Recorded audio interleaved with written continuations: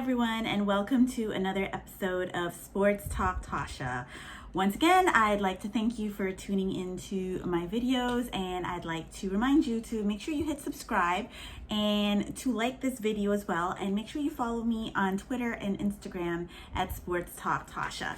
So we are back with my weekly segment of Trash or Pass, and I gotta tell you, this week was a bunch of trash. Whew, Lord, what we saw over the weekend in sports was, I can't really wrap my head around it because it was that bad. So we will start with our first trash, which is the entire Big Ten. Y'all finally started playing a couple weeks ago, and you have shown us absolutely nothing. You've had a lot of time, I guess, to do something, who really knows, but you haven't. And we'll start because Penn State already has 2 losses. Granted, the second loss was to Ohio State. I told y'all, Ohio State was no way in hell letting Penn State beat them after Penn State lost last weekend. Next, we have Michigan, who loses to Michigan State. Let's break it down for you guys if you don't understand how big this loss is for the Big Ten. Okay, so Michigan State really hasn't been really relevant in football for the last, this is going to be the 3rd season. Well, maybe they got better this season, but the last 2 years they've been 7-6. In 2016, they were 3-9. Michigan State is really not a football program. At least these last few years they have not been. So the big trash goes out to the entire Big Ten football. Y'all should have just ticked the entire season off because honestly, it's been trash. Next one up, the entire Chargers defense.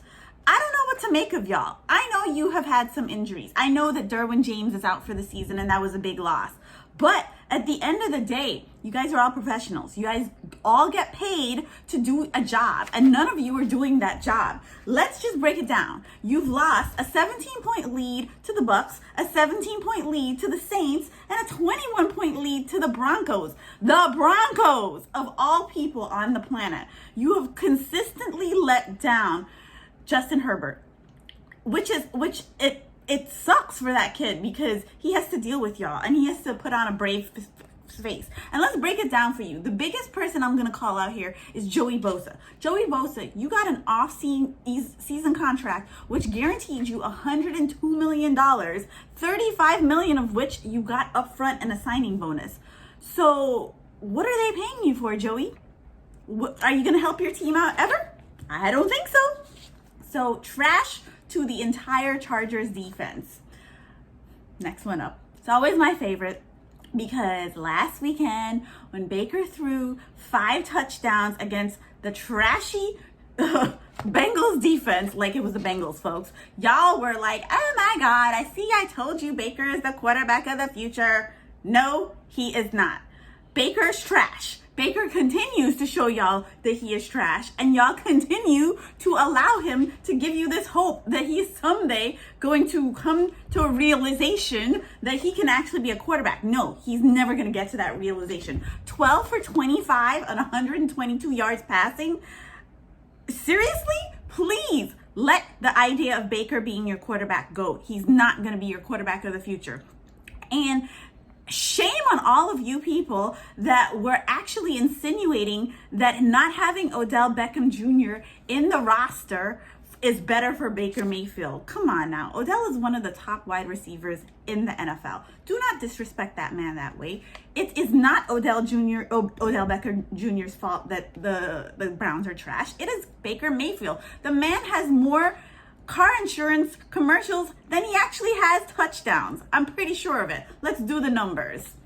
Okay, so I really tried to find as many passes as I possibly could for the past week. And guess what? I can only find one. And I'm going to give that pass to the young Tua because he deserves it. Listen, that kid came in under a lot of adversity. Everyone was like, they couldn't even believe why the Dolphins would switch from Fitzpatrick to Tua because Fitzpatrick was doing well. There was a lot of pressure under him. And what he didn't have the best performance, not at all. He only was 12 or 22 for 93 yards. But you know what it showed me? It showed me that the entire Dolphins team has rallied around Tua, because the defense stepped up, special teams stepped up, everyone stepped up to make sure that Tua would start his first game and get his first win. And sure enough, he did. So I'm giving Tua a pass. So, Tua, there's not going to be too many passes, but this week you're getting one. Anyway, guys, that's all I have for you this week. I told you I didn't have too many passes. Again, like my videos, comment on my videos, subscribe, and please follow me on Twitter and Instagram, and let's chat. Thank you once again, and have a wonderful week.